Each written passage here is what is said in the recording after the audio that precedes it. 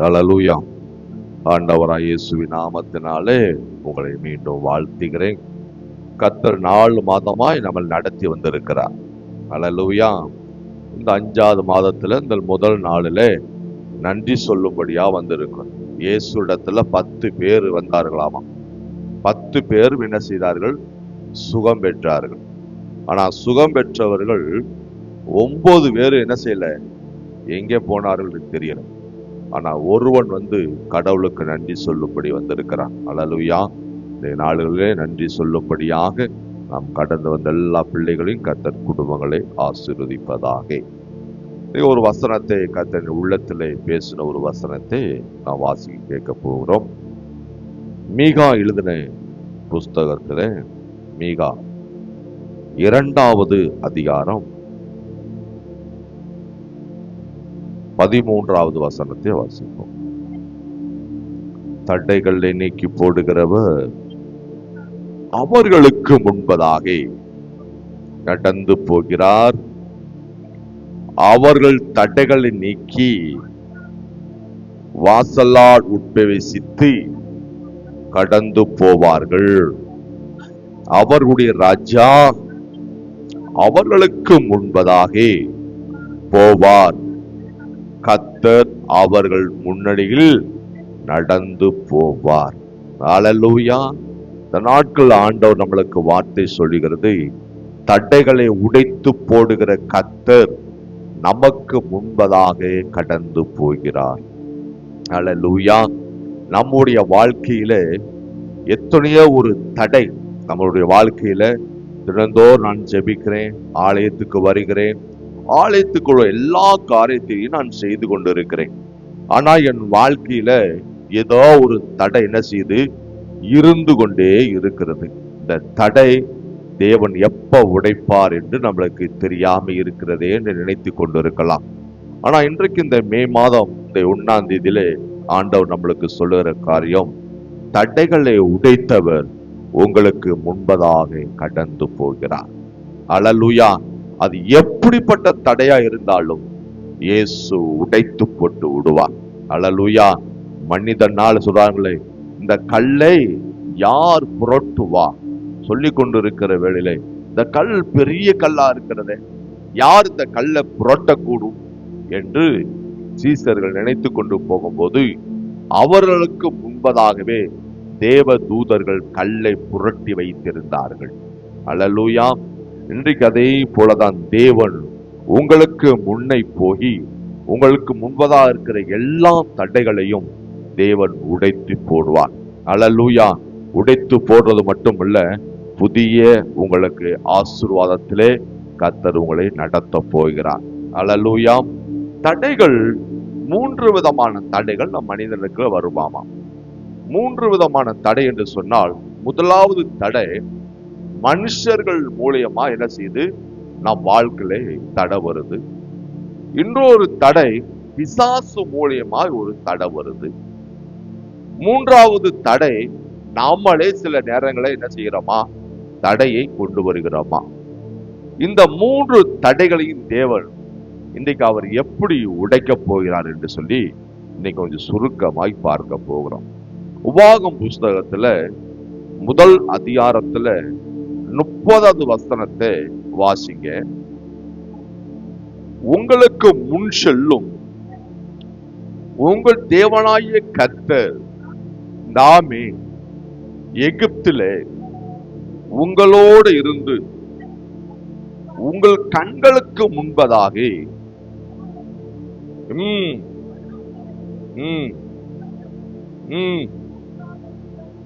பராக்கிரமசாலி கர்த்தர் எகிப்து தேசத்துல எப்படி ஜனங்களை அழைத்து கொண்டு வரும்போது அவர்களுக்கு முன்பதாக காணப்பட்டது செங்கடல், அவர்களுக்கு முன்பதாக காணப்பட்டது யோர்தான், அவர்களுக்கு முன்பதாக காணப்பட்டது எரிகோ பட்டணம்.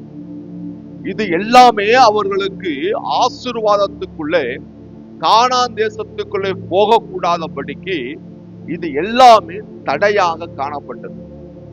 ஆனா இயேசு அவர்களுக்கு முன்பதாக போய் எல்லா தடைகளை என்ன செய்தாரு? உடைத்து போட்டு விட்டார்.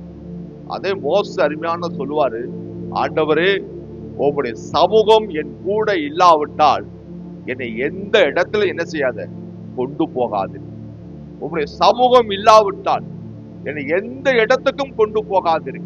நீ என்னோட வரணும், நீ என்னோட வரணும் என்று சொல்லி தினம்தோறும் எழுந்த உடனே மோசே கேட்கிற கேள்வி, தேவனிடத்தில் கேட்கிற கேள்வி இதுதான், நீ என்னோட என்ன செய்ய வேண்டும், நீங்கள் வரணும். ஏன்னு சொன்னால் நீங்கள் எங்கள் கூட இருந்தா தான் எல்லா தடைகளும் என்ன செய்யும், தானாவே உடைக்கப்பட்டு போகும். நீங்கள் இல்லை என்று சொன்னால் ஒரு தடையுமே என்ன செய்யாது, அது உடையாது.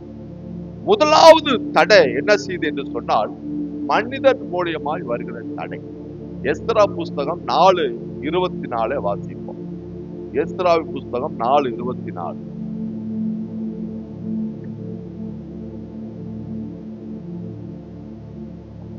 அப்பொழுது தேவனுடைய ஆலயத்துல வேலை என்ன செய்தது, தடைப்பட்டது.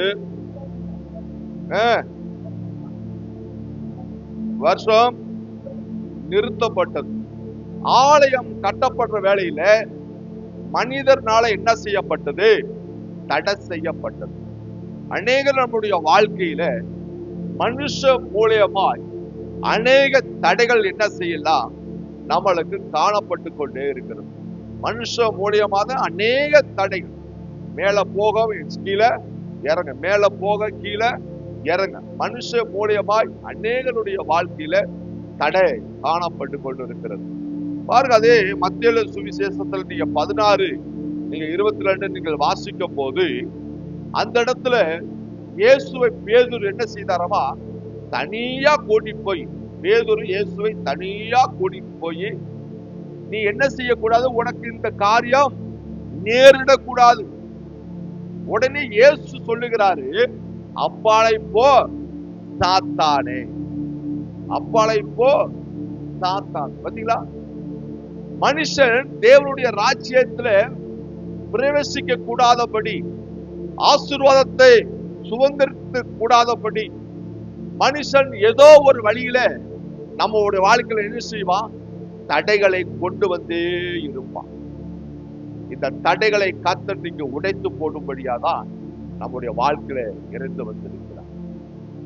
உடனே யோவான் சொல்றார், இது யோவான் இயேசு ஞானஸ்தானம் கொடுக்க வரும்போது, ஆண்டவரே, நான் ஞானஸ்தானம் என்ன செய்யுது, நீ எடுக்கலாமா, நீ எப்படி எடுக்கலாம் என்ன இடத்துல?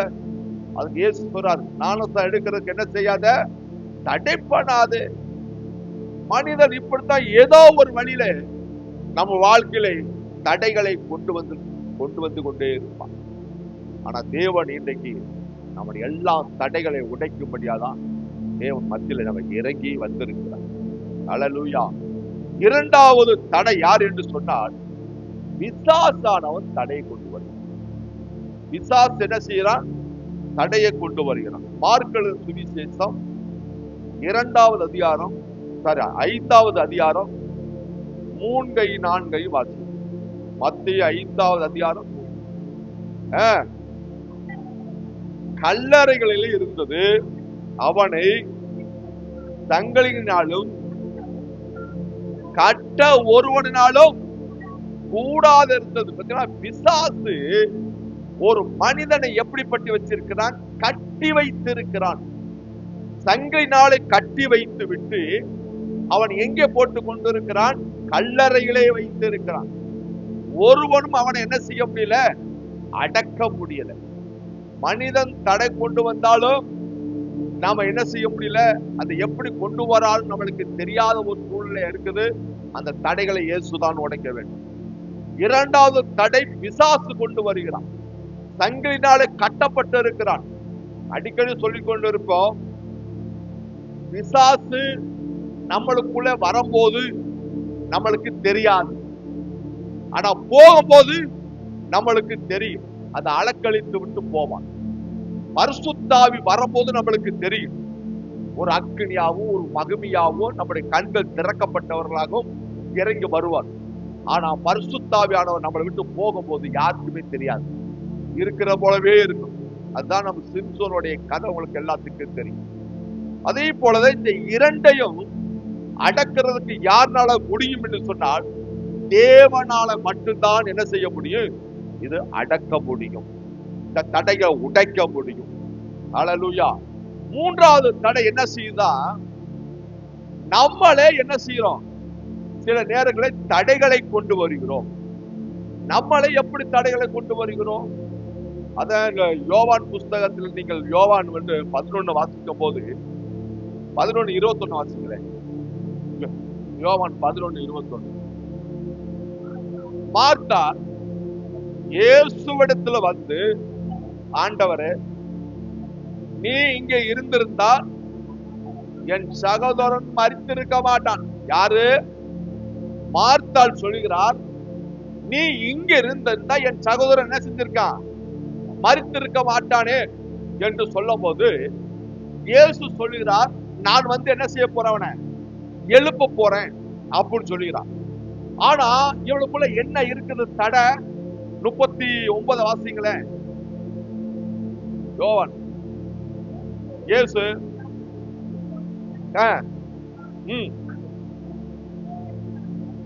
மார்த்தாள், அதே மார்த்தாள் என்ன செய்யறா, அவரை நோக்கி, ஆண்டவரே இப்பொழுது நாருங்க, பாத்தீங்களா, இப்பொழுது என்ன செய்யுமா, நாருங்க. என்ன காரணம்னா, இதுக்கு முன்னாடி சொல்றா, நீ இங்க இருந்தா என் சகோதரன் மரித்திருக்க மாட்டான். இயேசு சொல்லுகிறார், நான் வந்து அவனை எழுப்ப போறேன். ஆனா அடுத்த நிமிஷம் சொல்லுகிறா, இது என்ன செய்யும், 4 நாள் ஆச்சு, இது நாரும். என்ன தடை? அவிசுவாசங்கிற தடை, நம்பிக்கை இல்லாத ஒரு தடை, கர்த்தர் செய்வாரோ செய்ய மாட்டாரோ ஒரு இது தடை. நம்மளே சில நேரங்களில் என்ன செய்யறோம், தடையை கொண்டு வந்துக்கிறோம், ஒரு பக்தி இல்லாம போய்கிறோம், அவிசுவாசத்துக்குள்ள நடக்கிறோம். ஏதோ நடந்தா நடக்குது, நடக்காத போகுது என்ற ஒரு கடமைக்கு ஒரு பாரம்பரியமாகவே என்ன செஞ்சு கொண்டிருக்கிறோம், வந்து கொண்டு இருக்கிறோம். இது நம்மளே தடைகளை கொண்டு வந்து கொண்டு இருக்கிறோம். தேவன் இந்த தடை யார் தான் உடைக்கணும் சொன்னா, நம்ம தான் உடைக்கணும். 2 தடைகளை கர்த்தர் உடைப்பார். 3வது தடையை நாம தான் என்ன செய்ய வேண்டும், உடைக்க வேண்டும். 2 மனிதர்கள் மரம் வெட்டுவதற்கு போனார்கள். 2 மனிதர்கள் மரம் வெட்ட போகும்போது ஒருத்தர் 2 பேரும் சொல்கிறார்கள், நான் அதிகமாக மரத்தை வெட்ட போகிறேன். இன்னொருத்தர் சொல்றா, உன்னை காட்டி நான் அதிகமாய் மரத்தை வெட்ட போறேன். அப்படின்னு 2 பேரு போய்கொண்டு இருக்கிற வரையில 2 பேருமே நல்ல கோடாரிகளை எடுத்துக்கொண்டு போறார்கள். 2 பேரும் கோடாரி எடுத்துக்கொண்டு போய் மரத்தை வெற்றார்கள். மரத்தை வெட்டும் போது இன்னொரு 2 பேரும் ஒரே மாதிரி வெற்றார்கள்.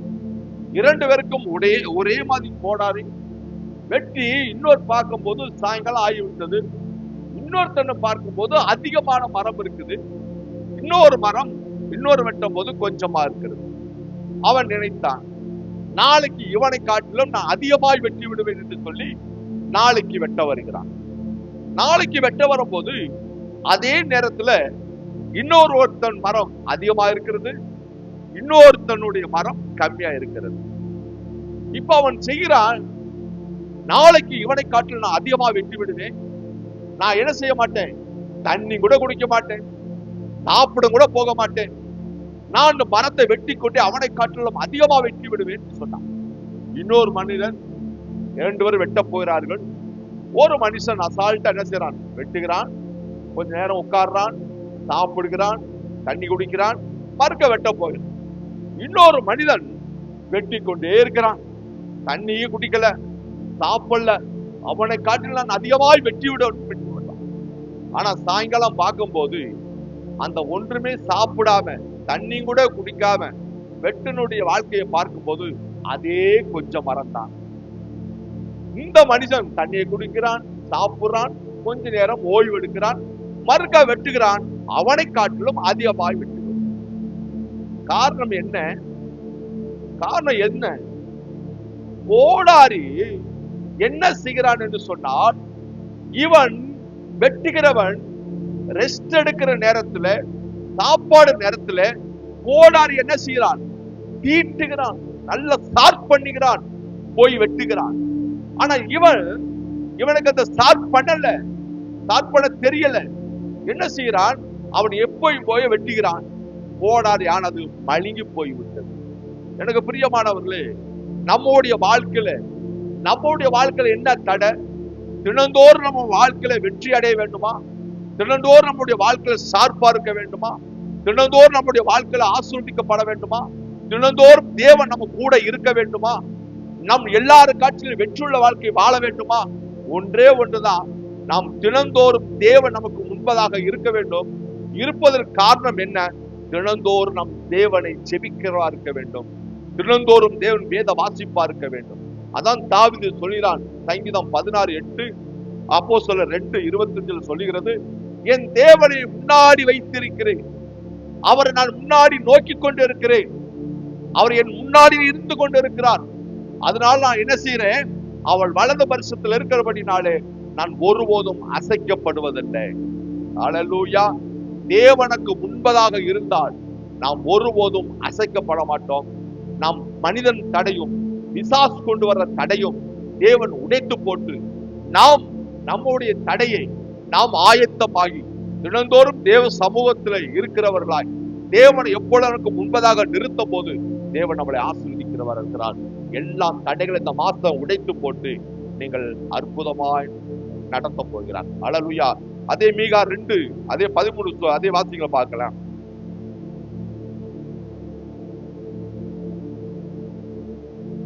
2:13 மீகா. நீக்கி போடுது, நீக்கி வாசல்களால் உட்பிரவேசித்து கடந்து போவார்கள், அவர்கள் ராஜா அவர்களுக்கு முன்பதாக போறார். அல்லேலூயா. உங்கள் வாசல் என்ன செய்து?